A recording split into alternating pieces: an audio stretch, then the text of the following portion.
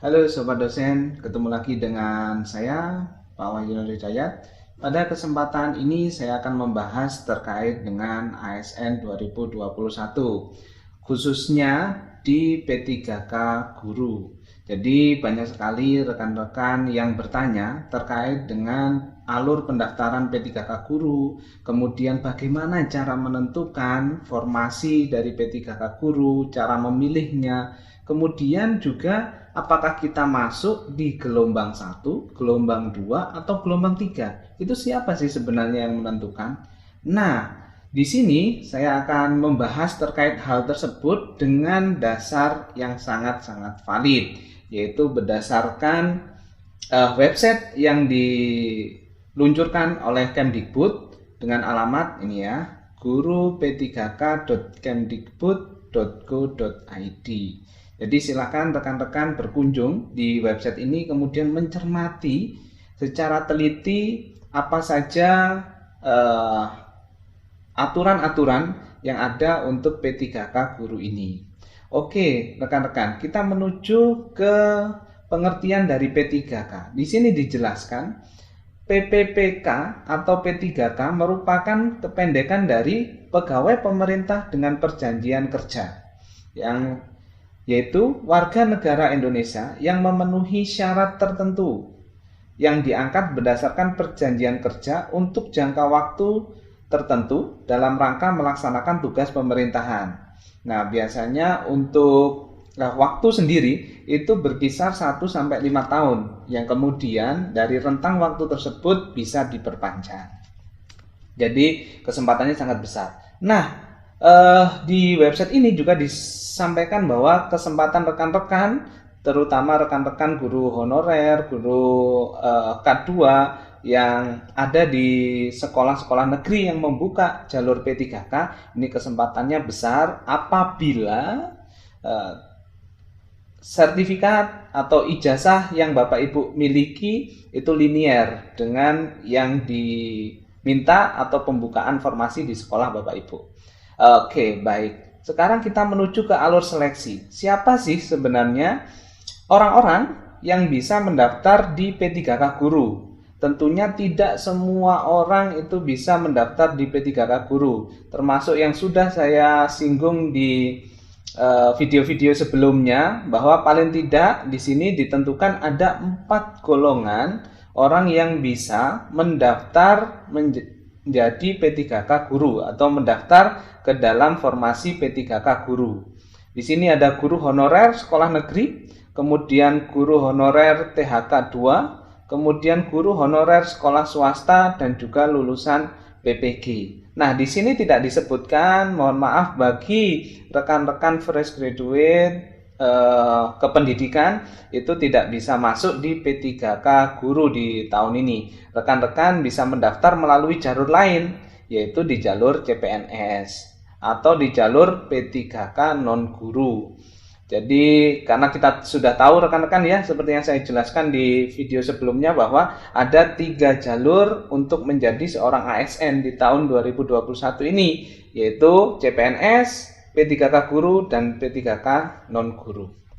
Oke, setelah itu 4 dari golongan ini, jika rekan-rekan termasuk dalam golongan ini, bisa melakukan pendaftaran. Pendaftarannya di mana? Pendaftarannya ada di sscasn.bkn.go.id. Nah, ini adalah halaman atau laman yang rekan-rekan sudah hafal jika memang berniat menjadi seorang ASN. Nah, kemudian sudah mendaftar, mempunyai akun di sscasn.bkn.go.id, maka yang selanjutnya adalah di sini ada 2 golongan nih, bahwa rekan-rekan sudah melakukan verbal atau belum melakukan verbal. Di mana nih mengeceknya? Ngeceknya ada di info.gtk.kemdikbud.go.id. Silahkan cek apakah sudah linier, apakah sudah benar biodata rekan-rekan semua atau Bapak Ibu di sini di info.gtk.kemdikbud.go.id. Jika belum, silahkan menghubungi admin, baik di admin sekolah, admin di dinas pendidikan, di cabang dinas, dan lain sebagainya. Nah, jika belum verifikasi, maka perlu dilakukan verifikasi kualifikasi S1 pada lembar info GTK. Selanjutnya adalah Bapak Ibu wajib memilih formasi. Nah, dalam pilihan-pilihan formasi ini, itu memang data yang diverifikasi di info GTK itu harus benar-benar sudah valid. Valid itu maksudnya apa? Bahwa semua data kita itu sama persis. Data kependudukan kita, data ijazah kita. Kalau misalkan data Bapak Ibu sudah ada di PD Dikti juga harus muncul di PD Dikti. Kalau misalkan lulusan-lulusan lama kebanyakan masih belum, ya tidak masalah.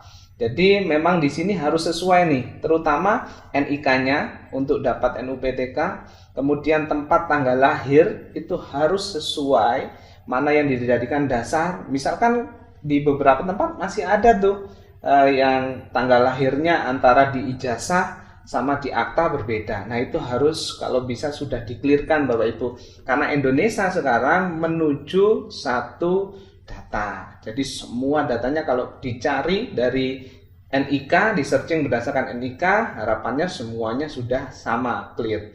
Jadi hati-hati bahwa data kita harus benar-benar clear dan benar-benar sudah valid di situ. Di sini dihubungkan juga bahwa dalam memilih formasi itu ada database Kemendikbudristek. Nah, jadi tidak hanya Kementerian Kebudayaan juga, tapi juga perguruan tingginya juga. Formasi berdasarkan linearitas, yaitu yang pertama kualifikasinya sudah sesuai atau belum, kemudian jenis sertifikasi Permendikbud itu sudah sesuai apa belum, kemudian formasi mata pelajaran sesuai dengan surat edaran Dirjen GTK 1460/2021. Jadi aturan-aturan ini coba dilihat lagi. Kemarin juga ada yang bertanya kepada saya bahwa beliau mengajar di SMK kompetensi keahlian multimedia, sertifikat pendidiknya juga sudah sesuai, yaitu TKI, Teknik Komputer dan Informatika. Namun untuk ijazah S1-nya adalah teknologi pendidikan atau teknologi pembelajaran. Nah, itu dilihat lagi. Di Permendikbud itu sudah sesuai atau belum, di aturan-aturannya itu linear atau belum. Nah, itu ada aturan kalau tidak salah di bulan Maret ya tahun 2021. Kita bahas di video yang lain. Oke. Ketika pilih formasi ini memang benar-benar sudah sesuai rekan-rekan dan sudah pas, maka baru rekan-rekan boleh tuh klik sudah selesai atau simpan dan lain sebagainya. Intinya bahwa rekan-rekan menyetujui formasi yang Anda pilih itu sudah dipikirkan secara matang. Karena apa? Karena ketika kita sudah memilih formasi, kita sudah menyimpan atau itu adalah final bagi kita, tidak bisa diganggu gugat atau tidak bisa dilakukan editing. Semua ini proses pendaftaran sampai memilih formasi ini termasuk tes awal bagi rekan-rekan, yaitu tes administrasi. Nah, kemudian administrasi sudah selesai, baru dilakukan tes pertama. Tes pertama ini khusus guru non-ASN yang mengajar di satuan pendidikan yang diselenggarakan oleh instansi daerah dan terdaftar sebagai guru di Dapodik. Ingat ya rekan-rekan, walaupun rekan-rekan misalkan adalah guru honorer di sekolah tersebut, tapi tidak ada datanya di Dapodik, tidak bisa. Jadi ini harus guru non-ASN yang mengajar di sekolah satuan pendidikan tersebut. Jadi khusus untuk rekan-rekan di guru negeri. Atau tenaga honorer X kategori 2, K2, sesuai database tenaga honorer Badan Kepegawaian Negara. Jadi kalau ada Bapak Ibu di sini yang masuk di honorer K2, maka bisa mendaftar. Nah, tes pertama sekali lagi khusus untuk guru honorer dan guru K2 yang ada di sekolah negeri. Nah, jadi kalau rekan-rekan adalah guru honorer dari sekolah swasta, nanti dulu masih ada di tes yang kedua. Rekan-rekan bisa hadir, bisa ikut berkompetisi pada tes yang kedua. Nah, jika pada tes pertama ini ada yang lulus, ada yang tidak lulus atau formasinya masih kosong, maka akan dilakukan tes kedua. Siapa yang bisa mendaftar di tes kedua? Ya, yang bisa mendaftar di tes kedua adalah guru ASN di sekolah tersebut yang tidak lolos di tes pertama. Kemudian adalah tenaga honorer, guru swasta, dan juga lulusan profesi guru yang belum menjadi guru dan terdaftar di database lulusan PPG. Nah, ini ternyata bisa ikut di tes kedua, yaitu pilih untuk nomor 1, 2, 3, 4. Ya, jadi di sini tantangannya lebih berat lagi karena pendaftarnya makin banyak yang memperebutkan formasi di sekolah tersebut. Jadi kalau memang Bapak Ibu guru adalah rekan-rekan honorer di sekolah negeri, di tes pertama ini kalau bisa lulus sangat baik, karena di tes kedua kita akan menghadapi 4 golongan. Kemudian kalau ada yang formasi masih belum terisi, diadakan tes ketiga, dan yang terakhir kalau formasinya masih benar-benar kosong maka akan dilakukan optimalisasi. Nah, oke, kita tidak bahas optimalisasi seperti apa. Yang terpenting adalah rekan-rekan harapannya sudah lolos di tes ini. Syukur alhamdulillah ya. Nah, kemudian di website ini juga muncul nih beberapa informasi. Pendaftaran akun dimulai tanggal 1 sampai tanggal 22 Juli. Sekarang masih tanggal 7 rekan-rekan, jadi masih ada kesempatan. Daftarnya di mana? Di sscasn.bkn.go.id. Silahkan membuat akun di sini. Sekali lagi, apa yang rekan-rekan isi, apa yang rekan-rekan pilih formasinya itu tidak bisa dilakukan editing. Jadi karena spare waktunya masih panjang, kita masih memiliki banyak sekali waktu, perlu dipikirkan yang baik. Nah, kemudian verbal ijazah, pastikan ijazah atau latar belakang pendidikan telah terverifikasi melalui info GTK. Jadi klik ini ya, info.gtk.kemdikbud.go.id. Saya yakin kalau rekan-rekan di sini adalah praktisi pengajar guru honorer di sekolah pasti sudah paham bagaimana cara memanfaatkan aplikasi info GTK ini. Kemudian pemilihan formasi. Nah, ini yang perlu dibaca berulang kali rekan-rekan. Ini pemilihan formasi. Saya perbesar. Nah, pemilihan formasi berdasarkan data kualifikasi pendidikan dan atau sertifikat pendidik. Jadi hati-hati dengan data kualifikasi pendidikan dan atau sertifikat pendidik. Karena memang kita diberikan 1 kali kesempatan. Kalau kita gagal di tes administrasi, pendaftaran, dan juga pemilihan formasi, kita sudah gagal, kan rugi. Belum berperang, kita sudah gagal di pilihan kita, di isian kita sendiri. Jadi itu sangat-sangat merugikan. Nah, ini yang perlu dilihat, ada 3 aturan di sini rekan-rekan. A adalah dalam hal formasi tersedia di sekolah tempat pelamar mengajar saat ini. Jadi kalau rekan-rekan adalah guru honorer di sekolah negeri, maka jika formasi yang sesuai dengan data kualifikasi pendidikan atau sertifikat pendidik, rekan-rekan atau Bapak Ibu di sini sudah sesuai dengan formasi yang diminta di sekolahnya, maka mendaftarnya wajib di sekolah Bapak Ibu. Oke ya, itu yang pertama. Nah, yang kedua, formasi yang sudah dilamar sebagaimana yang dimaksud pada huruf A tidak dapat dilamar oleh pelamar lain. Nah, ini maksudnya di mana? Maka Bapak Ibu harus pandai-pandai untuk mencari informasi atau menggali informasi di sekolah tersebut. Sudah ada berapa yang linear, kira-kira dari formatur yang telah diinfokan, yang telah disosialisasikan, itu kurang berapa. Itu harus pandai-pandai memilah dan memilih. Karena yang B ini formasi yang sudah dilamar sebagaimana dimaksud dalam huruf A tidak dapat dilamar oleh pelamar lain. Harus pandai di sini ya. Kemudian dalam hal formasi tidak tersedia di sekolah tempat pelamar mengajar. Pelamar dapat mendaftar di sekolah lain yang masih tersedia formasinya. Nah, ini. Jadi kalau misalkan sertifikat pendidik kita atau kualifikasi pendidikan kita tidak sesuai dengan yang ada di sekolah kita, maka kita juga harus pandai-pandai mencari sekolah lain yang kualifikasinya itu dibutuhkan dan sesuai dengan yang kita miliki. Dan di sana yang pasti harus yang masih tersedia formasinya. Jadi itu juga perlu memilih-milih. Oke lah, ini kita bahas secara rinci nanti di video selanjutnya. Nah, seleksi administrasi dilakukan tanggal 2 sampai 27 Juli tahun 2021.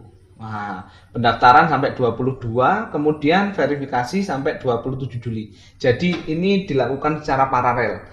Bapak Ibu atau rekan-rekan mendaftar, kemudian bagian teknis, tim teknis seleksi administrasi ini juga bekerja. Bekerja agar selang waktu 5 hari itu sudah selesai semua administrasinya. Hati-hati rekan-rekan, kita masih punya kesempatan waktu sampai tanggal 22, jangan sampai formasi yang kita pilih itu salah.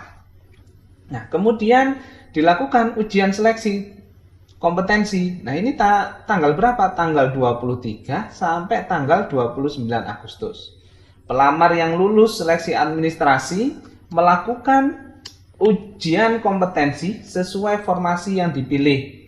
Tahap ini hanya dapat diikuti oleh pelamar dengan kriteria berikut. Nah, yang kriteria 1 dan 2 tadi rekan-rekan.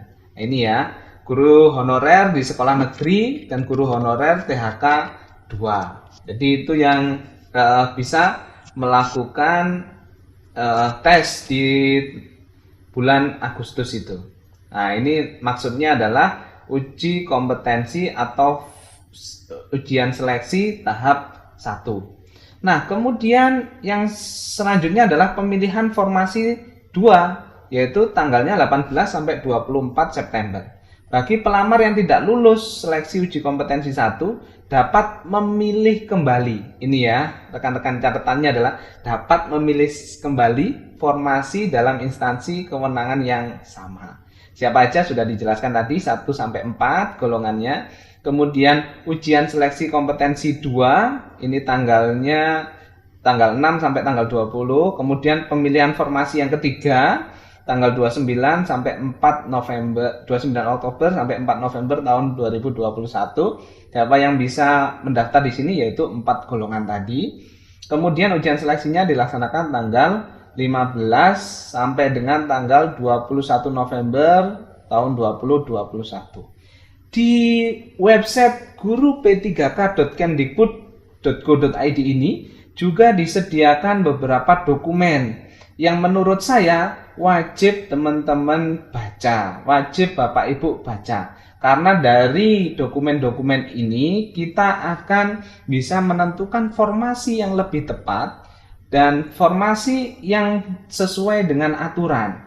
Karena kalau tidak sesuai aturan, dari seleksi administrasi saja kita gagal, sehingga rugi, tidak bisa melanjutkan ke tahap berikutnya. Di sini juga disediakan frequently asked question, jadi pertanyaan-pertanyaan umum, misalkan siapa saja yang dapat mendaftar, batas usia, cara mendaftar, THK 2 itu siapa, guru honorer itu apa, guru swasta itu apa. Banyak sekali di sini, masih banyak sekali untuk FAQ-nya. Jadi bisa dibaca-baca sendiri Bapak Ibu. Oke Bapak Ibu, di sini dan rekan-rekan semua, semoga sukses selalu di ASN 2021 ini. Semoga rekan-rekan bisa melaksanakan kegiatan mulai dari awal pendaftaran sampai nanti ujian kompetisi dan juga dinyatakan sebagai seorang ASN dan dilantik di awal tahun 2022. Sukses selalu buat rekan-rekan. Salam dari meja dosen. Jika video ini bermanfaat bagi rekan-rekan, silahkan like dan berikan komentar serta subscribe. Kita menunggu feedback dari Bapak Ibu dan rekan-rekan semuanya. See the future, be the future. Salam meja dosen.